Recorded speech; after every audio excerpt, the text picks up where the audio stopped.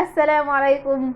النهارده هنعمل مع بعض صلصة حلوة ولذيذة وهتظبط لنا الاكل بتاعنا واحلى من اللي احنا بنشتريها 100 مرة من بره. تمام كده. يلا بينا نشوف ايه هي المكونات. ادي معايا 2 كيلو طماطم، عليهم بتاع ده بنجرايه اهي. تمام كده، انا هحطها زي ما هي، قشرتها وحطيتها كده زي ما هي. ممكن تفرزيها وتبقي في اي وقت تستخدميها، بيبقى حلو جدا. البنجر مفيد قوي في الاكلات.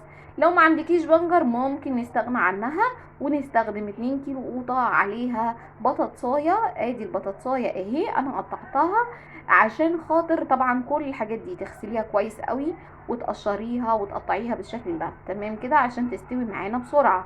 والطماطم تشيلي الزر بتاعها وتقطعيها كويس برضو عشان خاطر برضو ما تقعدش على النار كتير. مش هنحط ميه ولا هنحط اي حاجة، هنرفع الحلة زي ما هي كده على النار. تمام كده، يلا بينا. ادي اهي وهي بتغلي، شايفين عملت ازاي من غير طبعا ولا اي ميه. ده كل ده بك منها فيها. احنا بنسيبها الاول على نار هاديه، وبعدين اول ما بتبك اللي هو بتاع ده توطي عليها النار، اللي هو تخليها النار وسط وتغطيها، بس اللي هو تعملي مسافه شويه للغطا اللي هو تبربع حبه يعني. تمام كده. طبعا احنا هنسيبها لحد ما كل حاجه معانا تستوي وتتهري كمان. تمام كده، يعني لسه كمان شويه. تمام كده. ادي اهي بعد ما استوت معايا كويس قوي والبطاطس كمان استوت، يا اما نستنى انها تبرد وبعدين نضربها في الخلاط، يا اما لو عندك هاند بلندر ممكن تضربيها وهي سخنه كده، مفيش مشاكل. طبعا البطاطس هتخليها تربط معانا وهتبقى القوام بتاعها مثالي زي اللي احنا بنشتريها واحسن كمان. يلا بينا نضربها. ادي اهي بعد ما ضربتها، هي احسن حاجة ان انتي تضربيها في الخلاط عشان خاطر شايفين القوام عامل ازاي، اللي هي بقت معجونة احسن كمان من اللي احنا بنشتريها. طيب هننزل دلوقتي بمعلقتين زيت. ادي اهو معلقتين الزيت ونقلبها كويس.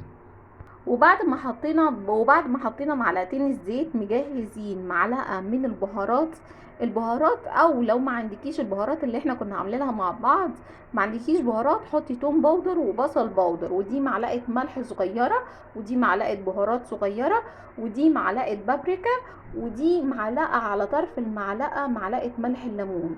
دي كمادة حافظة عندك. تمام، ما عندكيش يبقى مفيش مشكلة، هننزل بيها على الصلصة بتاعتنا ونقلبها كويس.